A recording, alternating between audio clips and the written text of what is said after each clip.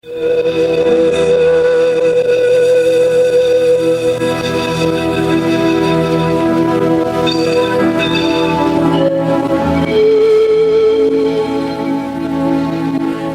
horário, a emissora da Fraternidade Rádio Rio de Janeiro oferta ao seu coração mais um programa Culto Cristão no Ar. Participe conosco.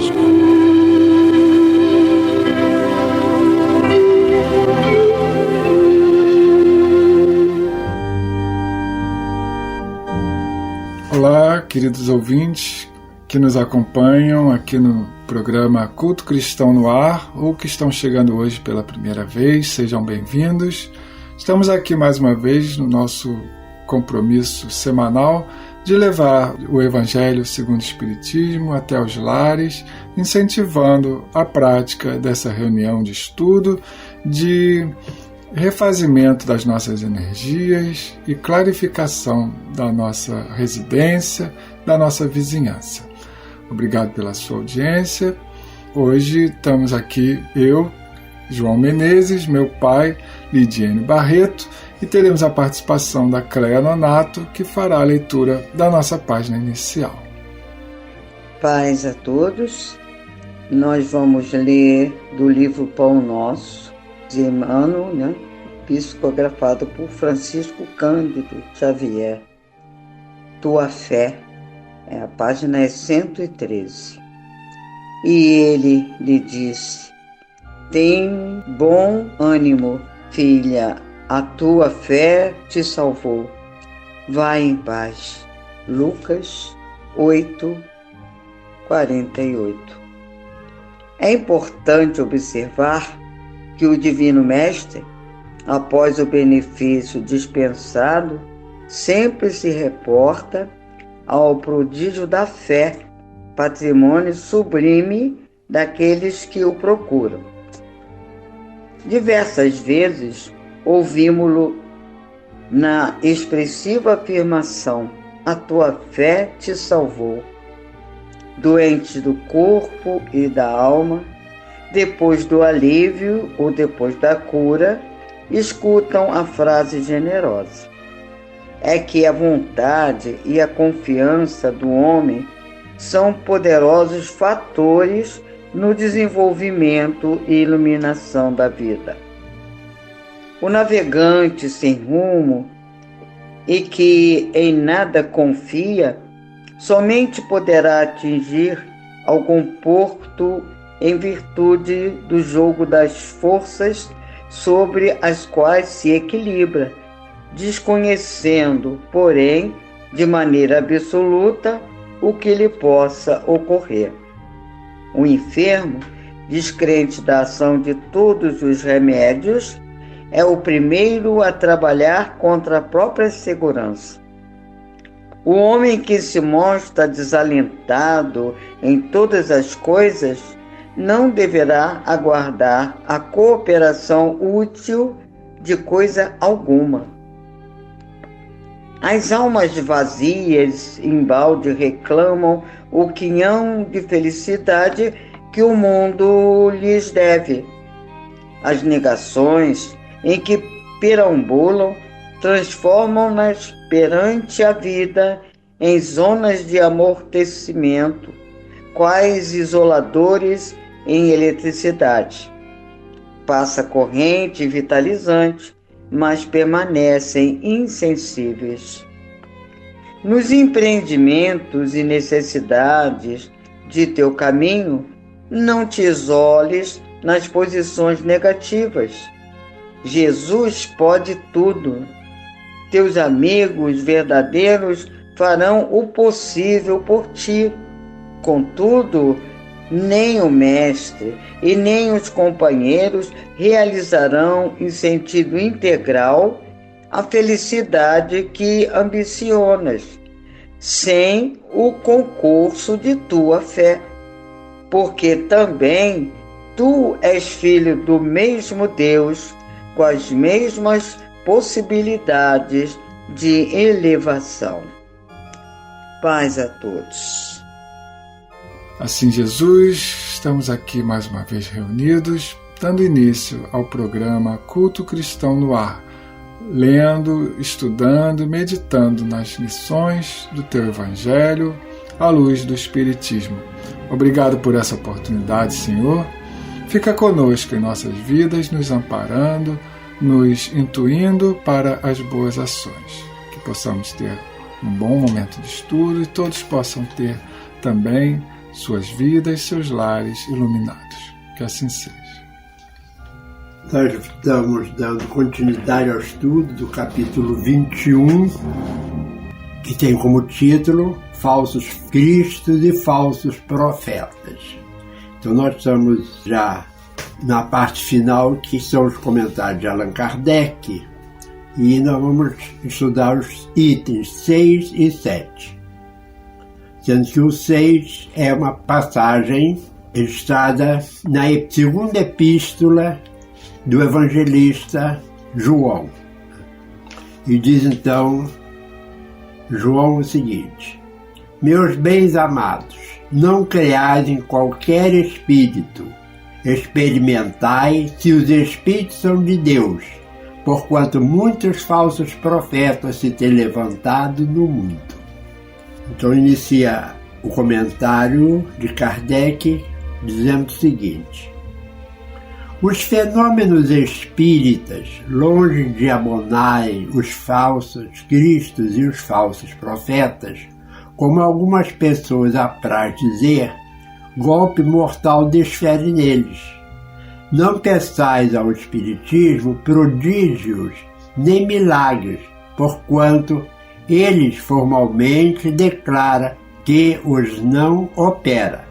Então nós vemos nesse item, Allan Kardec falando que, de modo geral, as pessoas achavam, né, que esses falsos cristos e falsos profetas é que praticamente comandavam o espiritismo, né? E, como consequência, o espiritismo não era uma religião do Cristo, era desses falsos profetas, desses espíritos impuros, galhofeiros, né, mentirosos, quando na verdade não é isso, né? E Kardec diz aqui no finalzinho dessa primeira frase que pedimos, ele declara que eles não operam, né? E aí nós vemos que realmente até algumas outras religiões, né, cultuam mais essas más informações do que os espíritos, que sendo mais esclarecidos, né, já sabem separar o joio do trigo, que é o que é mensagem de um bom espírito e o que é mensagem de um espírito que está falseando. Por exemplo, agora mesmo eu moro aqui do lado da Igreja Católica, né, e ao passar tinha uma companheira acendendo velas, né? A gente vê que a alma não precisa de luz de vela, né? Os espíritos encarnados precisam de orações, de fé nas orações, uma fé sincera, né? E não de acender vela que acaba poluindo, né, o local, porque é logo na frente da igreja, então fica tudo preto, né? Às vezes aquela parafina cai no chão e acaba a gente escorregando, então, quer dizer, isso está ajudando os espíritos? Não. A oração sim, né? Se a vela é uma forma da pessoa se ligar, se ela precisa daquilo, né? Mas o importante é a oração, né? Aí diz assim, né? Do mesmo modo que a física, a química, a astronomia e a geologia revelaram as leis do mundo material, ele, quer dizer, o Espiritismo, revela outras leis desconhecidas, as que regem as relações do mundo corpóreo com o mundo espiritual. Leis que, tanto quanto aquelas outras da ciência, são leis da natureza. A gente vê aqui, né, Kardec explicando que essas relações entre os mundos são regidas por leis naturais, leis criadas por Deus, e o que o Espiritismo veio foi estudar essas leis e colocar elas de forma bem clara para que as pessoas pudessem entender. Que não tem nada de sobrenatural, né? Nesses fenômenos espíritas, né? Tudo tem explicação lógica. E continua, facultando a explicação de certa ordem de fenômenos incompreendidos até o presente, ele destrói o que ainda restava do domínio do maravilhoso. Maravilhoso no sentido de sobrenatural, de alguma coisa que foge à lei comum, né? A partir do momento que tudo é conhecido. Quem, portanto, se sentisse tentado ali explorar em proveito próprio os fenômenos, fazendo-se passar por Messias de Deus, não conseguiria abusar por muito tempo da credulidade alheia, e seria logo desmascarado, porque o Espiritismo vem justamente trazer o bom senso, né? Ele vem nos apelar para o bom senso de analisar o conteúdo do que aquela pessoa vem trazer e não o fenômeno em si. Então ele vem nos esclarecer e nos tornar adeptos esclarecidos, né? Que seremos capazes, por nossa conta, de diferenciar um bom profeta de um mau profeta, se a gente pode usar essa palavra para todos os médiuns, né? Porque os médiuns são os profetas dos tempos atuais. Eles vêm trazer essas informações do mundo dos espíritos. É interessante que logo após Kardec, né, mas ainda praticamente contemporâneo a Kardec, William Crookes foi um sábio inglês, né, um descobridor de um dos 92 elementos químicos, né? Ele construiu vários aparelhos que possibilitaram o estudo da matéria na sua intimidade. Ele fez durante 3 anos, né, reuniões em sua casa onde o espírito se materializava, e esse trabalho de William Crookes foi solicitado pela Sociedade de Ciências da Inglaterra, né, os grandes cientistas, os homens sábios, né, para desmascarar o espiritismo, né? E durante 3 anos ele estudou, analisou, tirou fotos, né? E quando ele retornou à academia, os pares dele lá, crentes que ele ia lá dar como a gente chama, tiro de misericórdia do espiritismo, ele falou uma frase que ficou célebre, né? Que ele falou assim: eu não vim aqui falar, né, que esses fenômenos podem acontecer. O que eu afirmo é que eles são verdadeiros. Exatamente, né? E mesmo assim ainda tem aqueles que continuam duvidando, que ridicularizaram dele, né, provavelmente, porque já tem fechado a sua opinião, né? E não estão abertos a buscar outras alternativas de verdade. Aliás, como já se tem dito, tais fenômenos, por si sós, nada provam. A missão se prova por efeitos morais, que não é dado a qualquer um produzir.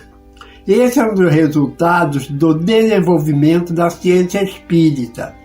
Pesquisando a causa de certos fenômenos, sobre muitos mistérios, levanta ele o véu. Só os que preferem a obscuridade à luz têm interesse em combatê-la, mas a verdade é como o sol, dissipa os mais densos nevoeiros. Olha que comparação interessante, né, que Kardec faz, né? Que é o fenômeno, né, espírita, né, que é a verdade, né, é como o sol que dissipa os mais densos nevoeiros. E vai chegar um momento que todo mundo vai abrir os olhos e vai ver esse sol, né, que é o que é a lei natural, né, em sua maior pureza. E continua aqui o texto, no outro parágrafo, dizendo: o Espiritismo revela outra categoria bem mais perigosa de falsos cristos e falsos profetas, que se encontram não entre os homens, mas entre os desencarnados. Esses são mais difíceis da gente analisar.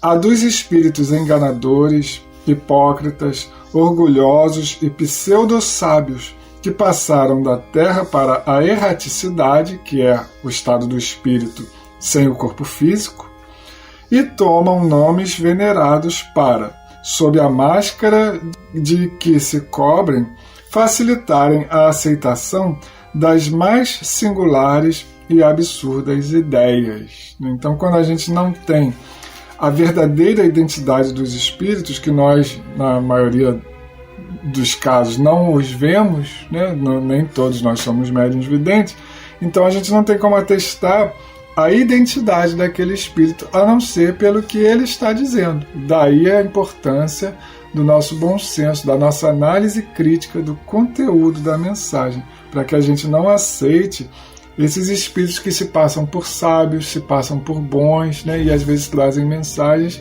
que nada tem de úteis para nós. Inclusive, eu não posso precisar, mas eu acho que foi mais ou menos na década de 40 do século passado, foi lançado um livro aqui no Brasil que era A Vida de Jesus ditada por ele mesmo. Eu li esse livro, tive ele nas mãos, li o livro, né? E vi que realmente algumas coisas até ridículas para a gente que conhecia um pouco a vida de Jesus, né? Então a gente pensa, se Jesus não se preocupou de escrever nada, quando ele esteve aqui na Terra como homem, né? Ele ia depois mandar informações, e a gente vê que, comparando o que os evangelistas registraram, né, a seriedade, né, a capacidade de Jesus de enfrentar as situações mais intricadas e a forma com que ele respondia, ele lidava com aquilo, né, de sabedoria, de um espírito puro, né, a gente vê que não tinha como, né, esse Jesus via e através de um médico que na época ninguém conhecia praticamente. Por exemplo, na época Chico já estava em plena atividade mediúnica, né? Ele ia escolher um médium, né? Então a gente vê que, né, a gente tem que ter cuidado, porque muita gente, inclusive muito espírita, na época achava que aquele livro era um livro verdadeiro, que era a vida de Jesus ditada por ele mesmo, né? Esse é literalmente o falso Cristo, inclusive do próprio nome do Cristo. Antes de se conhecerem as relações mediúnicas, esses espíritos, atuavam de maneira menos ostensiva, pela inspiração, pela mediunidade inconsciente, audiente e falante. É considerável o número dos que, em diversas épocas, mas sobretudo nestes últimos tempos, se han apresentado como alguns dos antigos profetas, como Cristo, como Maria, sua mãe, e até como Deus. São João adverte contra eles os homens, dizendo: bem-aventurados, não acrediteis em todos os espíritos, mas experimentai se os espíritos são de Deus. Quer dizer, pelo conteúdo da mensagem, fazer uma análise crítica, uma análise sincera, né, para ver se aquele conteúdo ele tem algum significativo, alguma coisa que ajude realmente. Né? Se tiver, mesmo que não tenha sido, a gente esquece o nome, a assinatura e pega o conteúdo para a gente. Né? Se a gente vem nos ensinar alguma coisa, vamos trabalhar o conteúdo e não ficar tão preocupado com nomes, porque muitos espíritos até usam outro nome para não se identificarem. Então, a Kardec, no Livro dos Médiuns, faz essa advertência, né? Que o importante de uma mensagem ditada por um espírito não é o nome que ele dê, mas assim, acima de tudo, é o conteúdo dessa mensagem. E concluindo a mensagem, o Espiritismo nos faculta os meios de experimentá-los, ou seja, de verificar essa informação e esse espírito, apontando os caracteres pelos quais se reconhecem os bons espíritos. Caracteres sempre morais, nunca materiais. Ele coloca uma nota aqui: ver sobre a maneira que se distinguem os espíritos, o Livro dos Médiuns, segunda parte, capítulo 24. Então está aqui a informação no próprio Evangelho, da onde a gente consultar, se a gente quiser se aprofundar, né? É a maneira de se distinguirem dos maus os bons espíritos, que principalmente podem aplicar-se essas palavras de Jesus: pelo fruto é que se reconhece a qualidade da árvore. Uma árvore boa não pode produzir maus frutos, e uma árvore má não pode produzir bons. Julgam-se os espíritos pela qualidade de suas obras, como uma árvore pela qualidade dos seus frutos. E aí está realmente o critério definitivo para a gente analisar o conteúdo de uma mensagem. É o efeito que ela produz nas pessoas. Se o efeito é benéfico, se é uma mensagem que nos está induzindo a fazer o bem, ou traz informações que vão nos consolar, vão nos esclarecer, ela provém de um bom espírito, né? Mas se é uma mensagem que vai nos intuir à divisão, à melancolia, ao pessimismo, não são coisas que os bons espíritos vêm trazer para nós, né? A mensagem do espiritismo, dos bons espíritos, é sempre de otimismo, é a fé no futuro que nós temos. Nunca de pessimismo, de alarmismo, né, de tragédia, de fim do mundo. Essas não são as mensagens que os bons espíritos vêm trazer para nós. E a gente observa ainda, e eu quero chamar a atenção aqui dos ouvintes, né, porque hoje em dia há uma quantidade enorme de livros ditos espíritas, né, mediúnicos, em que o autor espiritual, às vezes médiuns desconhecidos, né, editoras são editoras mais comerciais do que preocupadas com a qualidade do livro, né, e as pessoas compram esses livros, né, assim, leem, né, e às vezes tem ali erros doutrinários extremamente grosseiros que acaba seduzindo pela história, né, o leitor, mas passando às vezes algumas informações que a doutrina espírita não abona. Então a gente tem que ter muito cuidado com essa leitura, e se a gente quer ler, peguemos esses livros psicografados por Chico Xavier, por Divaldo Franco, né, Ivone Pereira, Zilda Gama, tem tanto livro bom, de qualidade, né? A gente não precisa ser... Não que eu não estou falando que se o médium não é conhecido, né, que a gente deve descartar. Não é isso, porque a renovação tem que acontecer. Ela é natural. Agora, a gente lê com atenção e fazer também uma leitura crítica. Mas para fazer uma leitura crítica, a gente tem um certo conhecimento da base doutrinária, que são os livros de Allan Kardec. Paulo já dizia na sua carta: lê tudo, retém o que é bom, né? Então a gente pode sim buscar uma variedade maior de leituras, de informações, mas com esse critério crítico que não pode nos faltar, né? Para que a gente não seja influenciado por mais ideias ou por pensamentos errados, né? Então nós vamos ler aqui, como sempre fazemos, de uma poesia que está contida no livro Cantiga de Vida, nosso irmão Custódio Beiral. É um livro que as poesias são sempre relacionadas com um assunto do Evangelho segundo o Espiritismo. E sobre esse capítulo 21, nessa parte, escreveu o Beiral quase o seguinte, né? Profetas antigamente e os médios dos nossos dias se confundem igualmente no intercâmbio e profecias. Inquieta, controvertida, a alma que a prova tempera, muitas vezes é traída pela imagem que oblitera. Por isso, o Mestre Jesus diz que os frutos qualificam a fruteira que os produz, qual os textos notificam.